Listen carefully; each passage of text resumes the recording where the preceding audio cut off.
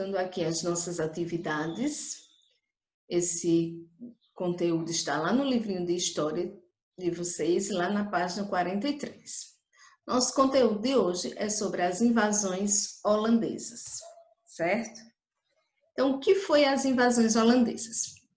Então, o açúcar que era produzido no Brasil, ele era transportado para a Europa por holandeses e portugueses, que até então mantinham um bom relacionamento, certo? Ele era produzido no Brasil e depois transportado para a Europa por portugueses e holandeses. Estão vendo aí uma foto, a figura aí, que representa a produção do açúcar no Brasil. E como era feita essa distribuição, né? A Holanda é que era encarregada de fazer essa distribuição do açúcar para o mercado europeu, usando as suas próprias embarcações.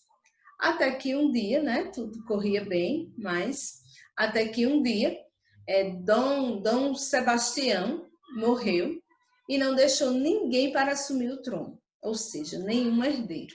Então, daí começou as complicações, né? Então, diante dessa situação, o que é que fizeram para assumir o trono, né? Quem é que ia assumir esse trono? Então, quem assumiu o trono foi o rei da Espanha, que na época era Filipe II, por ser neto do antigo rei de Portugal, tá certo? Então, ele assumiu o trono português.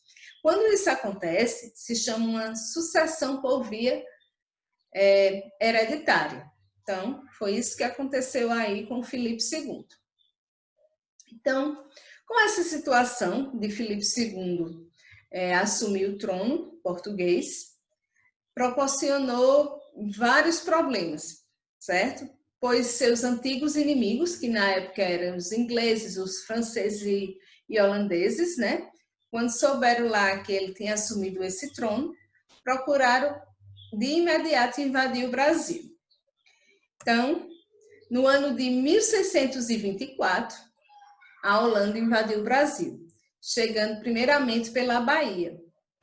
Nessa época, o governador era Diogo de Mendonça, certo?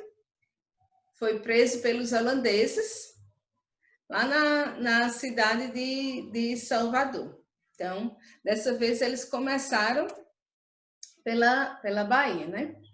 O bispo, que na época era Dom Marcos Teixeira, organizou então, junto dos senhores de engenho, trabalhadores e escravos, uma resistência para os invasores, né? Para tentar combater essa invasão.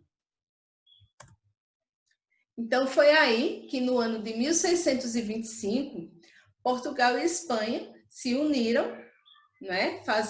Enviaram esquadras para expulsar de vez os holandeses. Então observem aí na figura. Estão vendo? Então, é Portugal e Espanha unidos para expulsar os holandeses, no ano de 1625. Então, só que depois de alguns anos, né, no ano de 1630, os holandeses invadiram novamente o Brasil. Só que dessa vez, eles foram procurar o canto onde mais produzia o açúcar, né? Que no caso agora era Pernambuco. Então foi de lá que eles começaram a sua invasão. Na época, o governador de Pernambuco era Matias de Albuquerque. Observem aí a foto dele. Estão vendo? Esse aí é Matias de Albuquerque. Então, o que é que ele fez? Ele fugiu para o interior e fundou um forte do Arraial do Bom Jesus. E como ele teve a ajuda dos indígenas e dos escravos, eles conseguiram por algum tempo resistir aos ataques dos holandeses, porque eles organizaram alguns pontos, eles sabiam alguns pontos de ataque, então conseguiram por algum tempo evitar mais essas invasões, né? Eles iam, mas eles tinham seus pontos eles conheciam os pontos de ataque. Então, depois disso, Domingos Fernandes conhecia os pontos de ataque, só que aí ele passou para o lado dos holandeses. ajudando assim os holandeses a conseguirem vencer, né? Então, com tudo isso, como Domingos passou para o lado dos holandeses, Matias de Albuquerque foi obrigado a fugir para Alagoas, né? Porque como ele foi derrotado, então ele fugiu para Alagoas. Então, no ano de 1637, a Holanda manda para o Brasil o conde João Maurício de Nassau, certo? Que assumiu o governo de Pernambuco. Devido às invasões holandesas e às brigas entre os holandeses e pernambucanos, na época Pernambuco estava em péssimo estado, né? Porque devido a todas essas invasões, as brigas, então ele encontrou, né, o conde João Maurício de Nassau, ele encontrou na época Pernambuco em péssimo estado.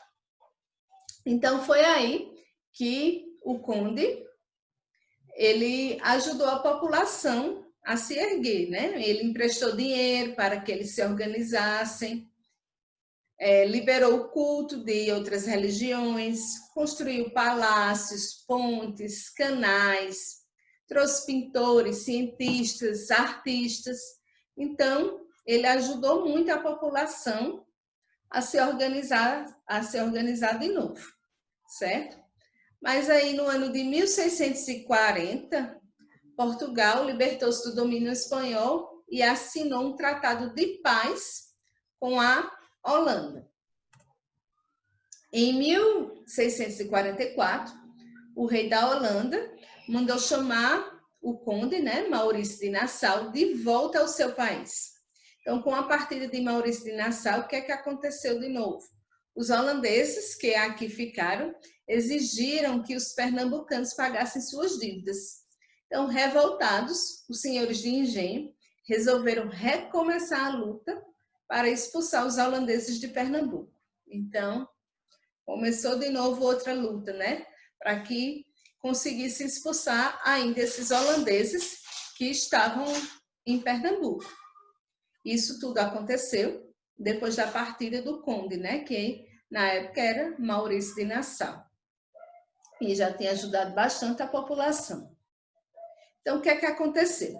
De acordo com isso, a luta dos pernambucanos contra os holandeses foi chamada de Insurreição Pernambucana, que durou 10 anos.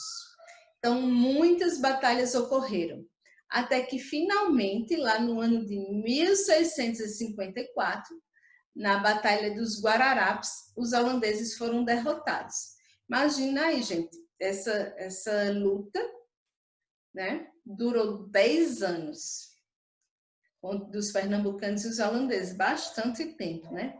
E somente nesse ano aí de 1654, já lá na Batalha dos Guararapes, foi que os holandeses foram derrotados. Então, essa insurreição pernambucana, quando os holandeses voltaram, né, eles levaram mudas de cana-de-açúcar e iniciaram a produção de açúcar lá nas Antilhas, para vender na Europa, né? Então, mesmo sendo derrotados, eles ainda levaram mudas de cana-de-açúcar para iniciar a sua produção lá nas Antilhas, para vender na Europa, tá certo? Então, hoje, nosso conteúdo é esse, espero que tenham entendido.